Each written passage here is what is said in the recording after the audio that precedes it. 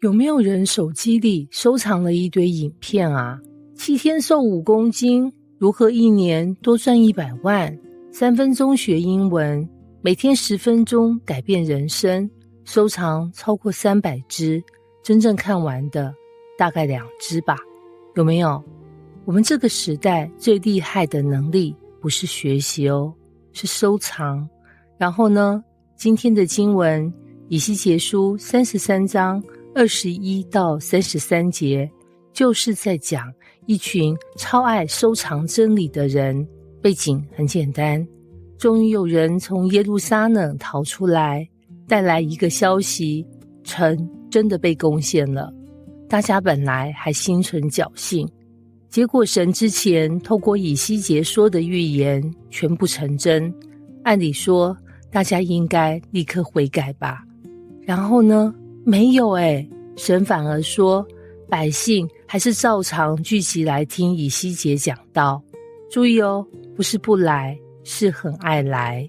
他們坐第一排，準時報到，聚會全勤，還會說今天的信息很有收穫耶。可是走出門，生活完全沒變。各位有沒有很熟？現在很多人也是Podcast 每天聽， YouTube 每天看，勵志名言天天分享，但脾氣還是一樣，拖延還是一樣，夫妻回家照樣吵，孩子照樣滑手機。原來人最大的問題不是沒聽過，而是沒做過。然後呢，神形容這些人超有畫面，他說以西結對他們好像一位很會唱歌的人，聲音很好聽，技巧很厲害，大家聽得很開心啦，但是不照着做。我第一次讀到這裡，直接笑出來。原來古代就有追劇式聚會，每個禮拜追更新，還會留言今天太感動了。結果人生沒有更新只是情緒更新。然後呢，我想到現在健身影片，每天看教練深蹲，看半年，肌肉會長嗎？不會啦，反而只有拇指越滑越有力。很多人以為看等於做，其實看只是開始哦。真正改變人生的是開始做。聖經也是，不是讀過，是活過。然後呢，神接着揭露一件更扎心的事情，他們嘴巴說愛神，心裡卻一直追逐利益。翻譯成今天，星期天唱我願全心跟隨你，星期一開始升遷第一，股票第一，流量第一，業績第一。神如果有空再排一下吧。有沒有發現，嘴巴導航天堂，心裡導航鈔票， GPS 定位非常誠實，嘴巴可以騙人，方向騙不了然後呢，更好笑的是，很多人不是沒有時間，而是時間都給了別的東西。一集影集60分鐘可以，滑影片2小時可以，讀聖經10分鐘，開始打哈欠，禱告5分鐘，突然很想睡。奇怪，一拿起手機精神100倍，一打開聖經眼皮開始聚會。到底是魔鬼攻擊，還是昨天追劇追太晚啊？然後呢，神不是責怪他們聚會，神責怪的是聚會結束，生命沒有改變，就像去餐廳一直拍照，拍得超漂亮，最後沒吃還是餓哦。聖經不是拿來打卡，是拿來活出來。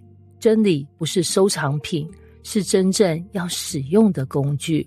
然後呢，其實我們每一個人都有這個危險，很容易把信仰变成娛樂。今天哪個講員比較幽默，哪間教會音樂比較好，哪支影片剪輯比較厲害。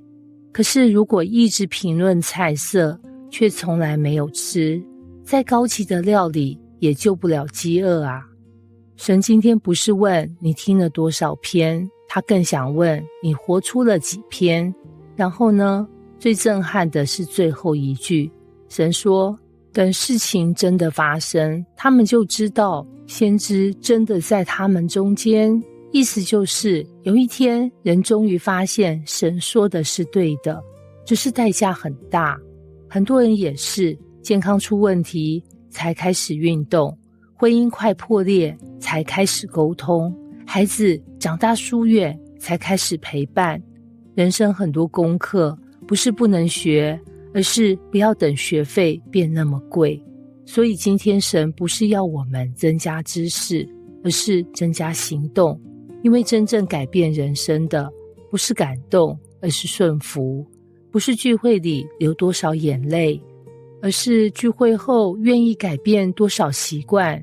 今天如果神透過一句話提醒你，就立刻去做；一句鼓勵就去說；一個需要饒恕的人就去饒恕；一件該停止的罪就今天停止，不要一直等有一天。